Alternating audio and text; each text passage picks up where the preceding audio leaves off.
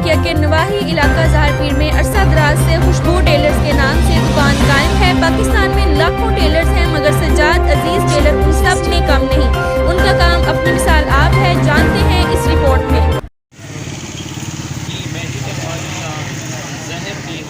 national highway Nasir Ahmadpur से किया जो एक छोटा जहा स्टॉप है ज़ाहिरपीर मामे वाला उठल के रसा एक शॉप से मौजूद है से खुशबू टेलर्स की शॉप है ते खुशबू टेलर्स के नाम से मैं खुशबू टेलर्स वाले नाल तो मुलाकात करवाने से कि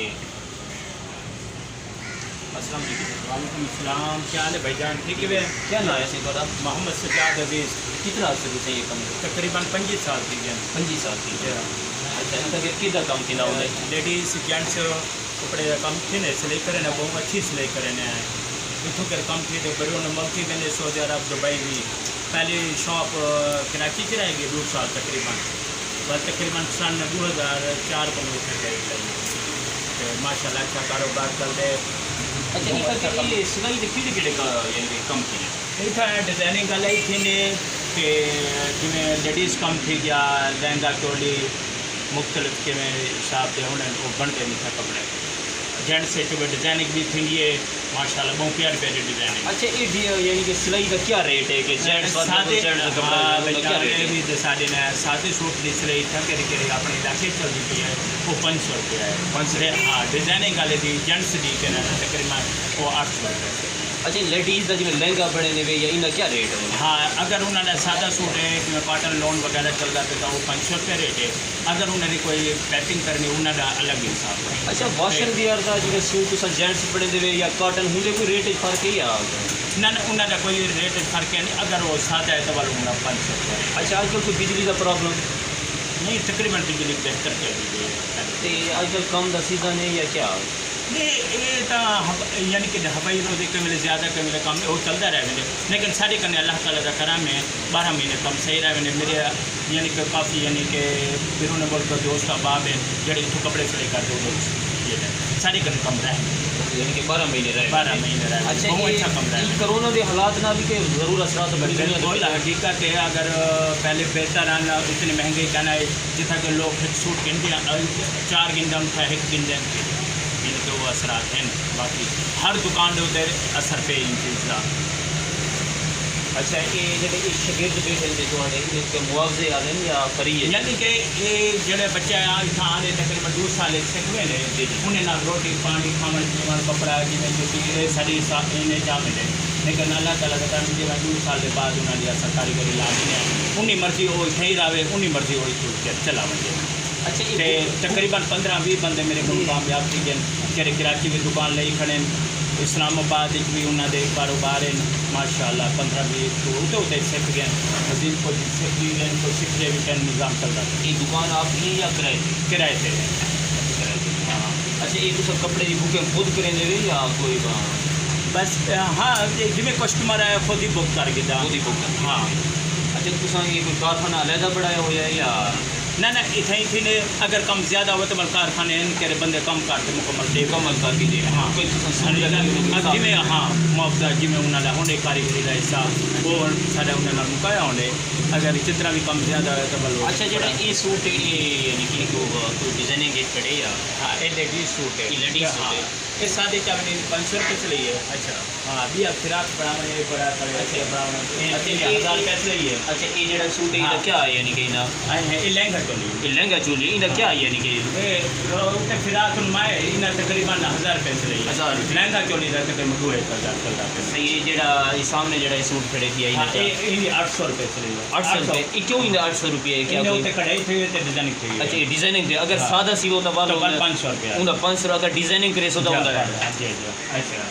ये थोड़ा तुम में सबको मालूमात दे दे सो इन्हें मशीन के बारे इन्हें बारे ये सही झोंकी मशीन है ये सिर्फ सिलाई करेंगे इन्होंने कपड़ा सिलाई थी सही ये भी झोंकी मशीन है इन्होंने सिलाई थी है ये छोटे मशीन है इन्होंने लेडीज कपड़े भी सिलाई थी ने जेंट्स भी बन गए ये लाल मशीन का ये कढ़ाई वाली है इन्होंने 5 कढ़ाई वगैरह डिजाइनिंग बहुत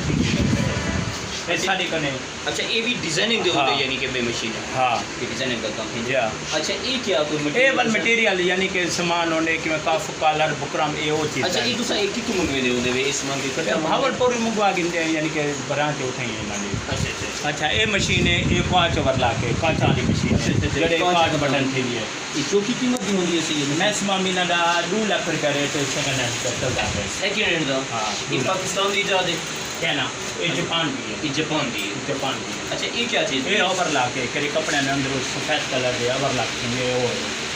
अच्छा जेड़ा ये कुर्ता खड़े थी ये सामने ये ना ये क्या है ना बास्केट है लेकिन ये बने ने क्या नहीं मेरे अपने अच्छा अच्छा ये तो सपोर्ट करनी है क्या नहीं पर्सनल करने करने पास वाले ये डिजाइन हाँ बेटा क्या नाम है थोड़ा कितना अर्से तो काम करने वे तो काम सीख गए ना पर उस्ताद हो कारीगरी दे तो कोई पेमेंट देंगे या क्या हफ्ते का खर्चा मिल रहे खाना भी मिलते दोपहर ना खाना भी मिलते सवेरे कितनी बजे आने होने वे अच्छा तालीम भी हासिल की है कितना तक पढ़े हुए अच्छा अच्छा 8 तक पढ़े हुए क्या नाम है बेटा थोड़ा मोहम्मद मुबीन कितना अर्से तो काम करेंगे 2 साल तो काम करेंगे अच्छा अच्छा तो आपको कोई मुआवजा मिल रही क्या नाम है बेटा थोड़ा मोहम्मद समिया कितना अर्से तो काम करेंगे 6 महीने तो अच्छा और मुबारक कितना काम है 6 महीने तो चोखा काम सीख गए वैसे अच्छा शर्माना बड़ा गिन अच्छा क्या नाम है बेटा थोड़ा चौकिया से तो काम करेंगे वे इंसाफ अच्छा माशाल्लाह बच्चा बहुत खुश तबा है सही माशाल्लाह आखिर दे विच मैं भाई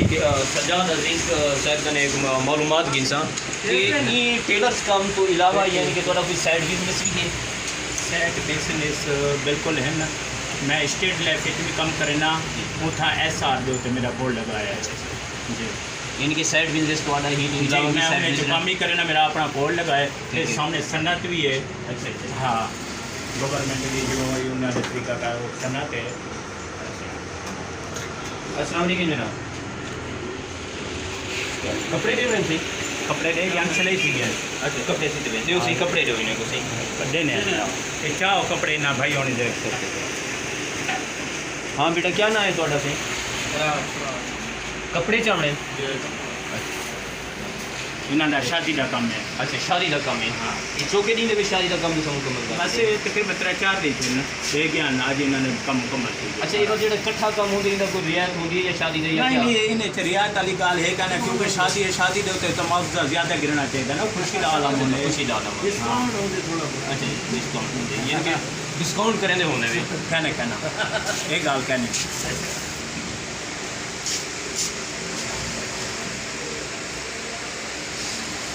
शुक्रिया डॉक्टर अब्बास साहब साढ़े